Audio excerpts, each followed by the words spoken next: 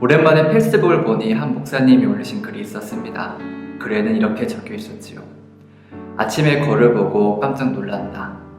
요딴 몰골이 어떻게 하나님의 형상이야. 그럴 리가 없어. 하마터면 그렇게 신앙을 잃을 뻔했다. 재미있는 이야기면서도 한편으로는 사회나 문화적인 분위기가 사람들의 외모를 평가하는 것이 우리의 신앙 안에도 자리 잡은 것이 아닌지 생각해 볼 수 있을 것 같습니다. 이른바 외모 추구형 신앙이라고도 할 수 있지요. 저희 기억 속에서도 어릴 적 피아노 반주를 하던 예쁜 교회 누나를 가슴속 한자리에 간직하고 있습니다. 이처럼 실제로 우리의 삶 속을 들여다보면 세상의 가치관과 신앙의 기준이 애매모호한 경우를 종종 보게 됩니다. 결론부터 말씀드리면 우리는 하나님을 바로 알아야만 합니다. 우리가 하나님을 알수록 하나님에 대한 잘못 생각했던 수많은 것들을 지울 수 있습니다. 하나님은 사람이 기뻐하시고 환호하는 장면보다는 아무도 알지 못하지만 그분이 기억하시는 시간, 그리고 주신 마음에 순종하는 시간을 기뻐하십니다. 작은 감동을 버리지 않고 마음을 품고 순종한 바로 그 순간을 말이지요.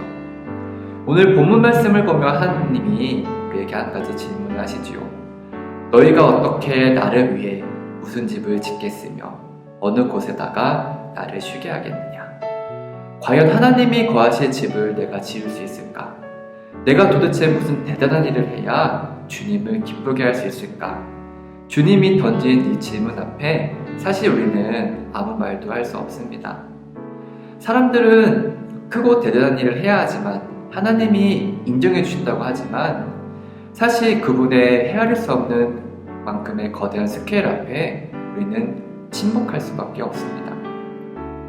사도행전 17장에 보면 하나님은 무엇이 부족해서 사람의 손으로 섬김을 받으시는 분도 아니고 사람이 손으로 지은 신전 안에 계시지도 않는다고 말합니다. 부족한 것 없는 하나님이 왜 우리에게 이런 질문을 던지셨을까요? 서두에서 이야기했던 하나님의 형상의 이야기를 조금 더 하자면 이 세상을 만드신 천지창조의 목적에 있습니다. 결국 우리는 하나님의 영광을 위해 창조되었다는 것이지요. 부족한 우리 사람이 자신의 영광을 높이는 것은 잘난 척에 불과하지만 부족함이 전혀 없는 하나님께서는 영광을 받으시기에 합당하십니다. 우리가 이해하거나 다가가지 못할 그 완전한 앞에 작디 작은 우리는 하나님을 찬양할 수밖에 없습니다. 본문 2절에 하나님은 말씀하시지요. 겸손한 사람, 회개하는 사람, 나를 경외하고 복종하는 사람, 바로 이런 사람을 내가 좋아한다. 우리는 하나님께 집을 지어드릴 수도 없고 크고 대단한 일을 할 수는 없지만 마음이 가난해질 수는 있습니다. 내 힘으로는 아무것도 할 수 없지만 주님의 말씀 앞에 가난한 마음으로 가슴을 두드리고 눈물로 기도할 수 있습니다. 하나님은 이런 사람을 돌보신다고 약속하십니다. 우리는 그 약속 앞에 내 마음을 드리며 살아가야 합니다. 마음이 가난한 자는 복이 있다. 슬퍼하는 자는 복이 있다.